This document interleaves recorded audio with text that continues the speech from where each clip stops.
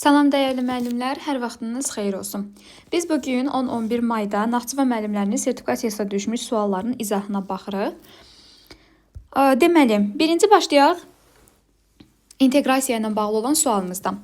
İnteqrasiyada bizə deyir ki, texnologiya dərsində, baxın, dərsimiz texnologiya dərsidir.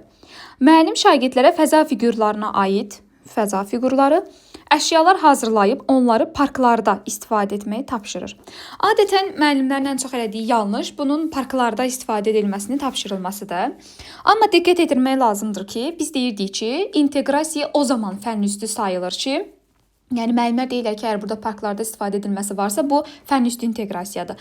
Amma diqqətli olmaq lazımdır ki, biz deyirdik ki, əgər sadəcə tapşırığın icrası varsa və yaxud da əgər müəllim sadəcə uşaqları muzeyə aparıb, şəhidlər xiyabanına aparıb, hər hansısa bir məkana aparıb, dərsini orada keçirsə, sinifdə yox orada keçirsə və yaxud da tapşırığı sinifdə yox orada icra edirlərsə, bu fənn üstü sayılmayacaq. Eyni zamanda burada da, yəni burada parklarda istifadə edilməsi fənn üstü sayılmır.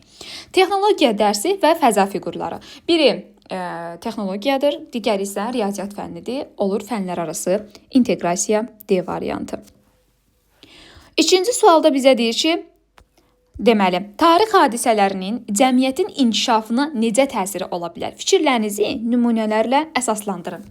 Adətən burada da müəllimlər yanlışlıq edir ki, axı burada nümunə var. Biz deyirik ki, nümunə anlamaq mərhələsidir. Amma müəllimlər diqqətli oluruq. Burada bizə demir ki, nümunə gətir.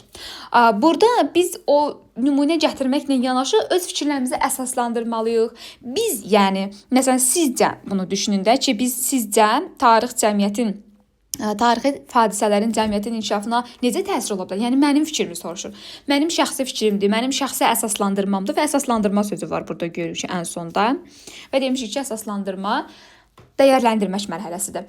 Lakin, məsələn, deyir ki, ən yaxşısını seçib əsaslandır. Bu isə artıq təhlil etmək olur. Belə məqamlarda diqqətli olmalısınız. Yəni, diqqətlə oxuyun situasiyaları. Adətən müəllimlər deyir ki, açar sözlər bizim köməyimizə çatmır, belə deyirik, elə deyirik. Amma ki, açar söz sizə hardasa 80% hallarda köməklik göstərir. Amma əsas məqam da odur ki, o situasiyanın mənasını dərk eləyəsiniz. Situasiyanın mənasını dərk eləməsək, o tapmaq bizim üçün çətin olacaq. Üçüncüdə deyir ki, diaqnostik qiymətləndirməyə aid deyil. Aid olmayanı istəyir bizdən. Deyir ki, nəticələr şagird qovluğunda saxlanılır. Bu düzdür. Deyirik ki, diaqnostik qiymətləndirmə rəsmi deyil, risk tələb etmir, heç bir formativə, summativə təsir etmir, amma bu o demək deyil ki, biz onu hardasa qeyd etmirik. Xeyr, qeyd edirik və şagirdlərin şəxsi portfolyosunda, yəni qovluğunda. B-də deyir ki, əsasən ümumiləşdirici təkrar məqsədi ilə aparılır. Bunu saxlayaq. C-də deyir ki, şagirdlərin mövcud bilik səviyyəsi haqqında, bu da düzdür. Çünki ilin əvvəlində, bölmənin əvvəlində keçirib yoxlaya bilərik. Yeni materialı şagirdlərin səviyyəsinə uyğun təqdim etməyə imkan verir. Bu da düzdür. Artıq şagirdlərin biz əvvəlcədən səviyyəsini öyrənib, daha sonra materialı onlara uyğun qurmağa çalışırıq. Y-də isə müəllimdir şagirdlərin təlim nailiyyətini necə inkişaf etdirəcəyini bilir. Bu da düzdür. Yenə də müəllim əvvəlcədən keçirib və şagirdlərin istiqamətlərini, şagirdlərin səviyyəsini bilərək onları doğru istiqamətə aparır. Lakin B variantında bizə deyir ki, ümumiləşdirici təkrar. Ümumiləşdirici təkrar müəllimlər deməli summativ qiymətləndirmədən bir dərs əvvəldə olur. Yəni, məsələn, tutaq ki, sabah mən summativ qiymətləndirmə keçəcəmsə, bu gün də Azərbaycan dildə var. Sabahda mən bir gün əvvəldən ümumiləşdirici təkrar keçirəm şagirdlərlə ki, summativdə çox da çətinlik çəkməsinlər. Bu diaqnostika məqsədi daşımır. Bir də bir məqama toxunum ki, bəzən müəllimlər belə bir sual düşür ki, hal-hazırda yeni nəşr əsasən bölmənin sonunda diaqnostikanın keçirilməsi. Bu olur. Necə olur? Biz həmişə əvvəli deyirik. Amma necə olacaq? Mən o etibarlıq prinsipi kimi də, mən məsələn tutaq ki, martın 1-i və 31-i arasında bir bölməmiz martın 1-i ilə 31 arasında yekunlaşır. Bir bölməyə tutaq 6 dənə mövzu daxildir. Və mən həmin bu 6 dənə mövzunu keçəndə şagirdlərə bölmənin əvvəldə keçməmişdən əvvəl də həmin bölmə ilə bağlı suallar təqdim edirəm ki, görək bəlkə şagirdlərin bəzilərinin məlumatı var. Bölmənin sonunda da eyni sualları gətirib verirəm ki, şagirdlərə görək şagirdlər öz nəticələrini müqayisə etsinlər ki, bölmənin əvvəlində nə bilirdilər, bölmənin sonunda nə bilirlər. Yalnız müqayisə xarakteri üçün bizə lazımdır. Dördüncü sualda deyir ki, bu iş üsulunun tətbiqi çox asan sualdır bu. Tətbiqi zamanı şagirdlər bir-birindən güclü və zəif tərəflərini öyrənə bilir. Şagirdlərdə yoldaş qiymətləndirməsi və yoldaş qiymətləndirməsi iki iş üsulumuz da var. Biri akvariumdur, digəri isə karuseldir. Müzakirə xəritəsi bu mətnin təhlili zamanı aparılır. İnsident üzərində iş, real həyatdan nümunələr, problemlər gətirilməsidir. Ziqzaq böyük mətnin qısa zamanda mənimsənilməsidir. 4-dən 1 kaş hansısa bir problem və layihə işi varsa bunun təhlili nə, niyə, necə, kim, harada suallar ətrafında düşünməyimizdir. Cavabımız olur akvarium.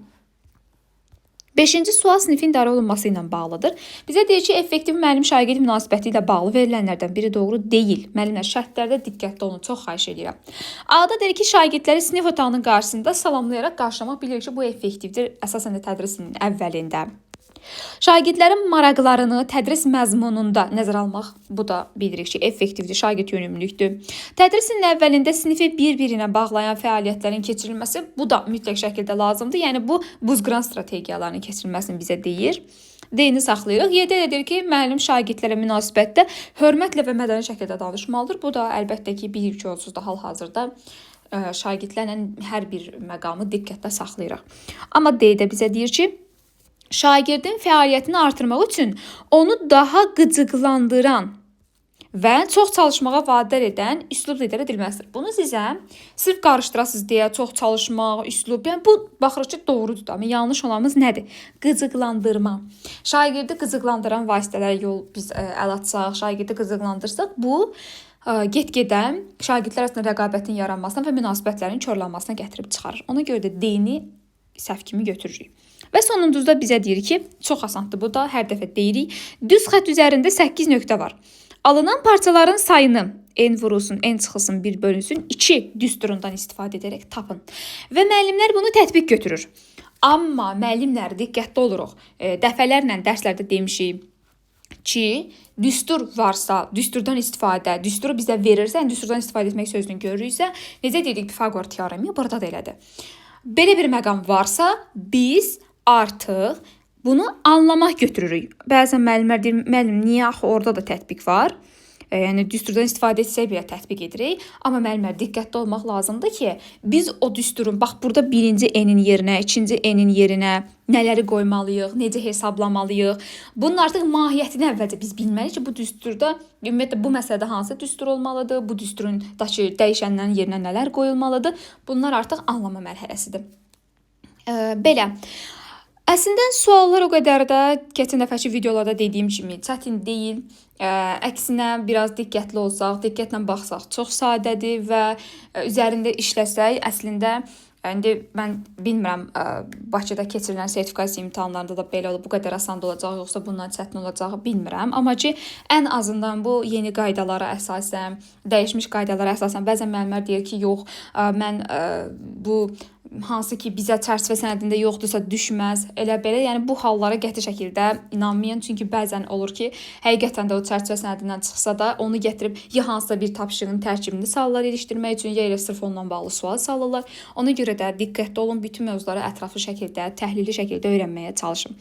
Dərslərimizə qoşulmaq istəsəz, əlaqə nömrəm də buradadır. İnşallah hər hansısa sizə qaranlıq qalan, anlaşılmayan məqam olsa şərhlərdə və yaxud da şəxsi nömrəmə yaza bilərsiniz.